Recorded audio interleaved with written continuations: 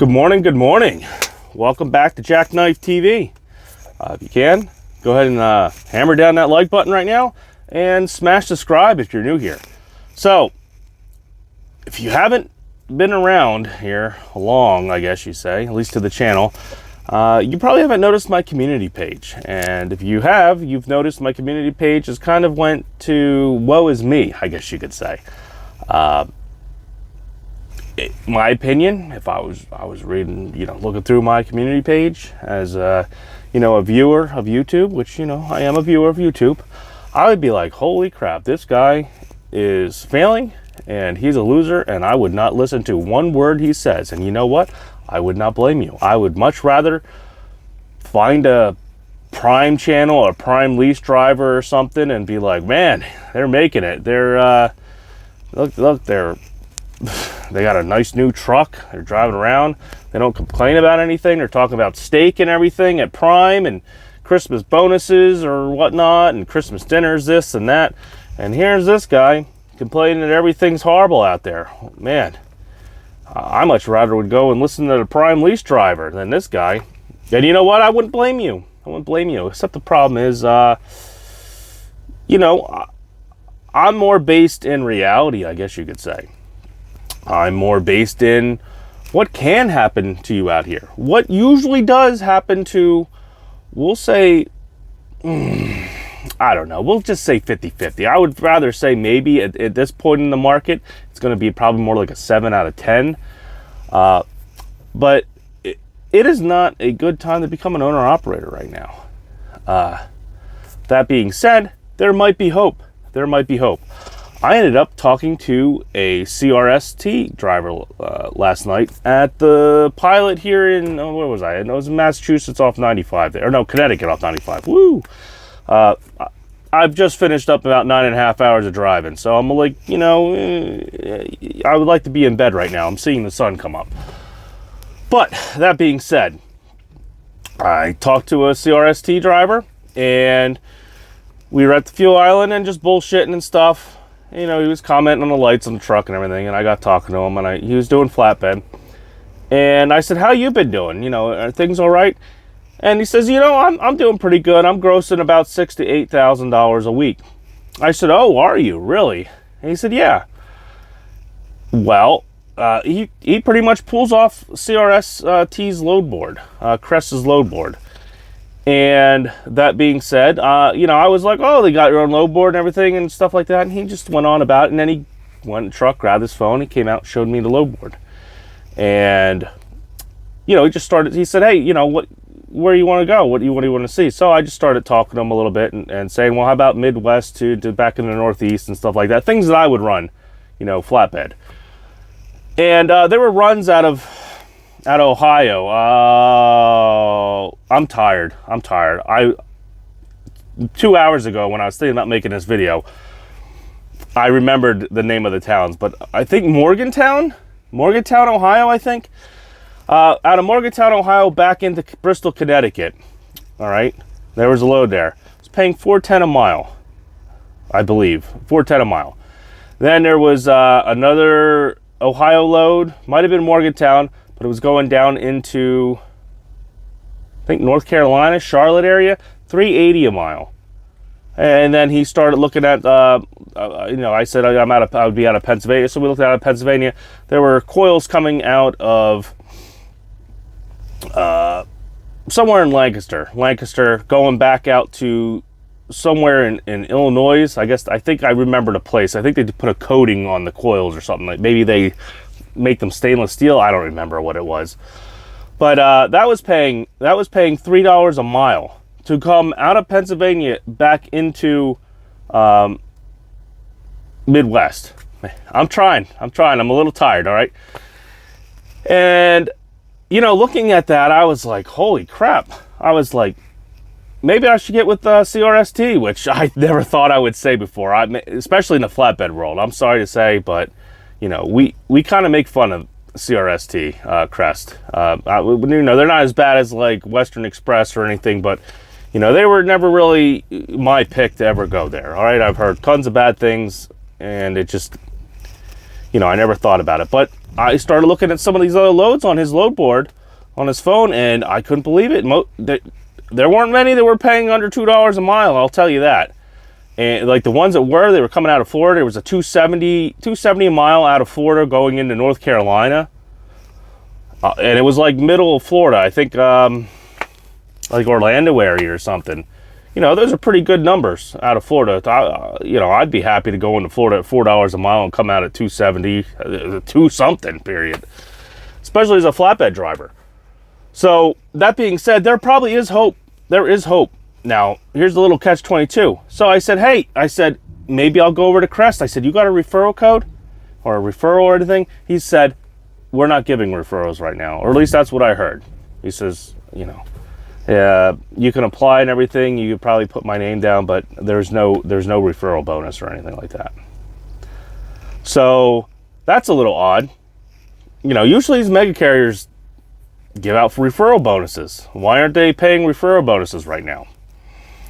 Obviously, it looks like CRST is doing pretty good. Like at least looking at their load board, and it wasn't a lot of loads. They had like 20 or 30 loads in this one area, 20 or 30 loads here, maybe 30 or 40, back and forth, But for the most part, I would be happy running those numbers. And according to him, he's been kind of steadily busy. But then again, he's allowed to pick his own loads and stuff, and he's also pulled off the spot market and everything. So, maybe there is hope for us, guys. Now, that's just flatbed, and that's just one carrier. But I could say if CRST has loads like that, I'm sure these other larger carriers, Prime and them, I'm sure they probably have their own accounts and things and are paying that. Who's not seeing that on the board? When I go on DAT or on 123 load board, looking at flatbed loads, in the Lancaster area and stuff, those loads aren't picking up. Same thing in Ohio. I don't see those loads. Those loads are strictly for that carrier. They got those under contract rates or locked in or whatnot. And, it's making me realize, like, at least being a single man owner operator, having your own like authority out here, unless you know somebody or you really got under somebody's skin, like in a good way, it's hard. It's going to be hard out here. Like, and he even said, it's slowed up compared to the way it was. It's slow. So really what I'm dealing with now is not so much how much I get paid. I get paid a good amount, all right? Probably now a fuel surcharge coming down. I need to figure this out. I need to probably ask them today what my fuel surcharge is. I'm sure it's came down, but I'm gonna guess I'm probably making $2.45 a mile on most of my miles, especially when I'm running longer than 200 or 300 miles. So that's one thing I got to figure out. But the big thing is I just wasn't doing any miles. If you go on my community page, look at my settlement sheet that I threw up there. Did 600 miles. The two of them had 2 stops, and I end up doing. I sit, or if I go into New York City, I can easily spend 12 hours driving around out to Long Island and back through traffic and everything, sitting through 4, 5, 6 hours of traffic going in and out. My whole day's wasted there, and I get a whopping, like $500 plus metro pay, so like $750, $800, depending on detention and stuff too. And that, that's for their local. They consider that like a local run. I'd be right back that day and have another load on a trailer to go out that night or in the morning or something. It don't work that way though. It doesn't work that way. I get stuck in traffic. The shipper takes too long. Or, not the shipper, the receiver takes too long. Eyes kind of hurt right now. If you're any kind of a over-road driver or driver at all, you kind of understand what I'm saying. Now, that being said, there is hope. It's just a different kind of hope. And it might not be available to everyone, because I'll tell you what. Yesterday, I also got a few phone calls. I have been putting out applications. Like I said, I'm thinking about just saying, hey, PACCAR Finance, take the truck. Where you want it dropped off at? I give up. I'm waving the white flag. You know, send me your creditor notices and auction this damn thing off. So I'm thinking about maybe becoming a company guy again. So I had, I think I'm saying it right, Ruan called me back because I applied there for a local position out of Allentown. And it was a little weird talking to the recruiter or HR, whatever the guy was. It sounded like they were more trying to get me out of the local job, or, well, it was semi-local. It could be over, you know, it could be like a regional, depending on where I go and stuff, but it's mostly local. But it sounded like they were trying to get me out of being an employee and into a lease. They were trying to get me into a lease. It sounded more like it. They were really pushing it, very weirdly, like, for applying to a company local job. So I thought that was a little strange. Schneider, also, I applied for a local job. It would have been something with Carlisle and a customer out by me. And it would have been a local job, supposedly. You know, maybe one night out, depending on what happens. Same thing. They kind of seemed like they were trying to talk me into getting a lease purchase truck. Never really had that happen before, applying to a I know they're kind of over the road mega carriers, but they had local positions available. So I thought that was a little strange. Makes me wonder how these carriers are making their money. You know what I mean? Maybe they're making them off lease purchases more than they're making them off, you know, or at least a higher percentage per se. So I don't know. That was a little strange. I thought that was weird. Other than that, I ended up speaking to, I ended up applying. I didn't speak to them yet. Bennett Motor, Bennett Freight. I don't know. They do flatbed. They do all kinds of stuff. I don't really have any knowledge of them. In fact, I had an agent that worked for them messaged me down in the comments in my last video. So I'm going to at least look into them. As of right now, I kind of had a talk with them here where I'm at now about my miles. So like I said, this week I'm going to do 2,200 miles ish, maybe more. I didn't calculate me going back to Pottsville from here, but I don't know if that's going to be on this week's settlement. So I'm not 100% sure. So it's probably going to be 2,200 miles. Unless with Christmas and stuff, maybe they'll count me coming back to Pottsville as I don't know, worked into the settlement, because, you know, the new year's coming up and everything. I don't know. I'm just taking a guess. If they do, I'll probably get like 2,400 miles, 2,450, something like that, which would be good. It'd be nice to actually have a real check.